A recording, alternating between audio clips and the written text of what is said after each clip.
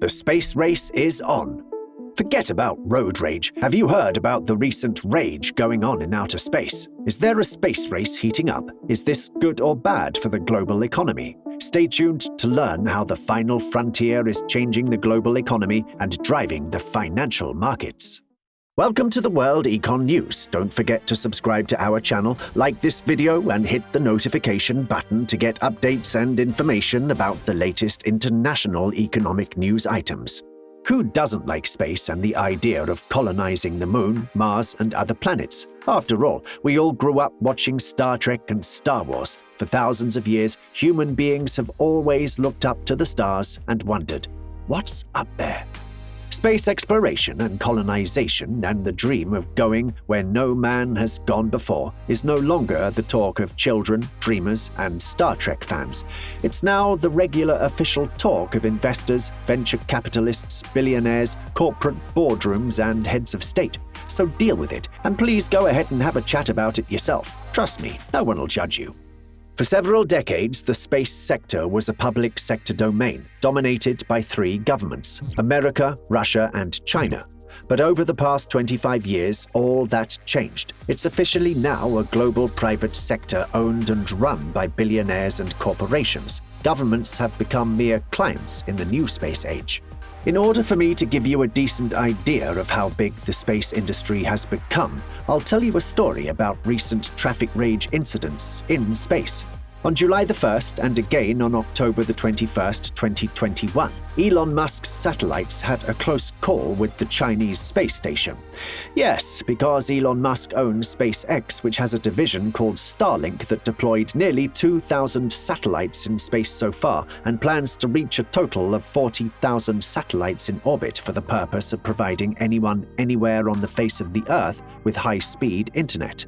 The Chinese space program fans lashed out all over the internet at Elon Musk after the Chinese space station had to perform hard maneuvering to avoid crashing with Musk's satellites. The Chinese government lodged a complaint with the UN. On the bright side, we all will have plenty of fun watching Musk and the UN play it out on Twitter. However, Elon Musk is respectful of the Chinese people and government. After all, his company Tesla has some serious business operations going on down there. So let's move on and talk about the kings of space, or shall I say, the kings of the space industry.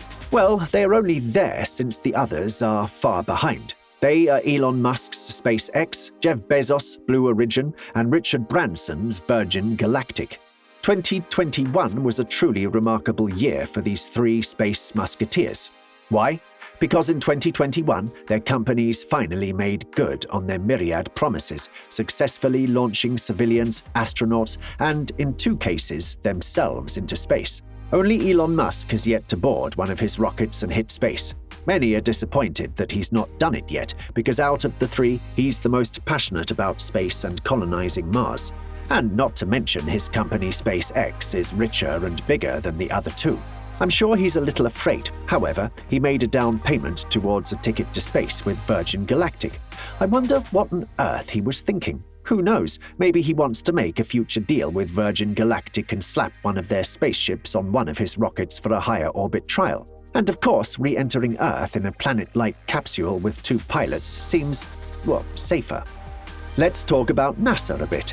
SpaceX was the first private corporation to truly impress NASA after it delivered a payload to the International Space Station in 2012. Since then, NASA has been doing a lot of business with SpaceX. This year alone, NASA awarded SpaceX a $331.8 million contract to bring its Gateway station into lunar orbit in 2024.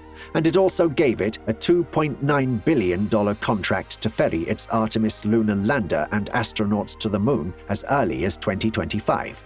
By the way, NASA's Artemis space program is designed as an initial program designed to path the way for building a space station of the moon. SpaceX will shuttle a new lunar lander and a few astronauts to pave the way for the larger moon colonization project. Do you want to hear something rather pretty freaking cool? NASA is also in the market for a company to build for it a small nuclear reactor that can be shuttled to the moon to provide its planned lunar station with power. NASA also likes Jeff Bezos' Blue Origin, As of right now, Blue Origin is well on its way to finalizing the development and engineering plans for building a new international space station called the Orbital Reef, which will replace the aging current International Space Station, which is crumbling, costing tens of billions of dollars annually to maintain, and will be completely decommissioned between 2028 and 2030. Blue Origin aims to have the new orbital reef in orbit and operational by 2030 at the most. And of course, Blue Origin has a variety of rockets and starships that have already taken payloads and people into space, hence the orbital reef dream might become a reality sooner than you think. Another US government agency that likes Blue Origin is DARPA. Yes, the ultra-secret intelligence and R&D agency gave Blue Origin a contract to develop and produce a spacecraft capable of handling nuclear thermal propulsion, aka NTP systems. Just in case you're wondering what NTP systems are, well, NTP systems work by pumping liquid propellants like hydrogen through a reactor core, which makes uranium atoms split apart and release heat through fission. This physical process heats the propellant and converts it to a gas, which is expanded through a nozzle to produce thrust. NTP means lighter and less fuel for long, heavy deep space missions. Alright, let's mingle about a trip to Mars. In 2021, Virgin Galactic's Spaceship Two completed its rocket-powered test flight, flinging a pair of pilots and a cargo hold full of NASA experiments into space. Soon after, it blasted its CEO, Sir Richard Branson, into space. This act by VG sent SpaceX and especially Blue Origin scrambling to prove that they too are in the space tourism business. Of course, they too succeeded.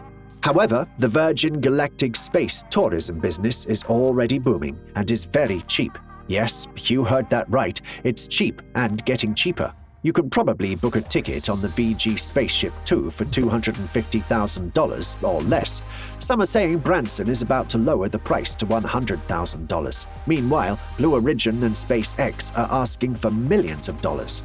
Let's now talk business and global economics. Most experts and experienced investors are seeing a process happening right now in the space industry, a process that's similar to the process that created the massive modern aviation industry. Yep, it's happening. It's mushrooming, diverse, eternal, and as per financial analysts, bound to create immense unprecedented wealth and opportunities. Look, the space industry is huge and becoming massive. It's also very solid. Even with the COVID-19 crisis, the supply-demand chain crisis, the semiconductors shortage, and the widespread financial uncertainty, the private investment in space companies set a new annual record in 2020 and 2021. In total, over the last 10 years, more than $300 billion worth of equity was invested in the space economy. The current value of space-focused companies is over $4 trillion. Their annual revenues are expected to exceed $1.5 trillion by 2040. The kings of space, SpaceX, Blue Origin, and Virgin Galactic might be getting all the media attention. However, there's a huge number of companies that are competing to increase human access to space in various ways, for various purposes. The US alone currently has 5,500 space-focused companies, almost 10 times more than the next country, the UK, which has 600. In total, there are more than 10,000 space-focused companies globally. These numbers are creating a very hot competition and unbelievable stunning innovations and inventions. You should be wondering now, what are space-focused companies?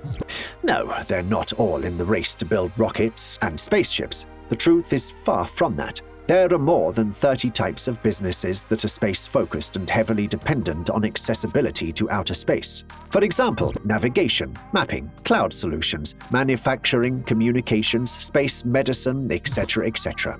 Okay, even if you study law, there's a field that's about to send lawyers and lawmakers running to the hills. It's called space law. Look, it's space, not a jungle. There have to be some serious laws, rules, and regulations in place, or we'll be hearing a lot about hit and run in space. If you're looking to secure a good future job that has something to do with space, just look at the current numbers, then decide. Number 1.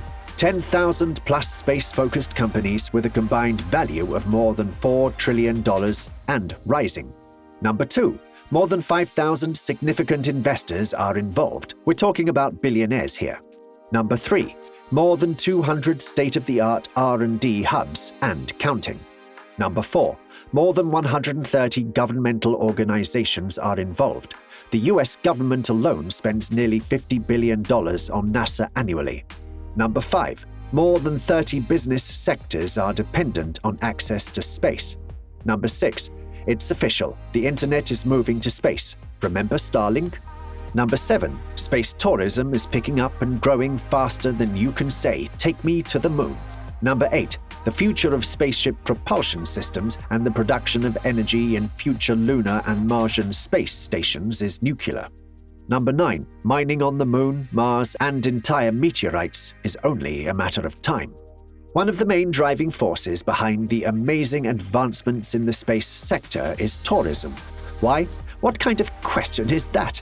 Everyone wants to go to space, the moon, Mars, and see what is beyond. According to experts, space tourism is expected to be a money-dispensing machine and a major factor in increased competition and global economic growth.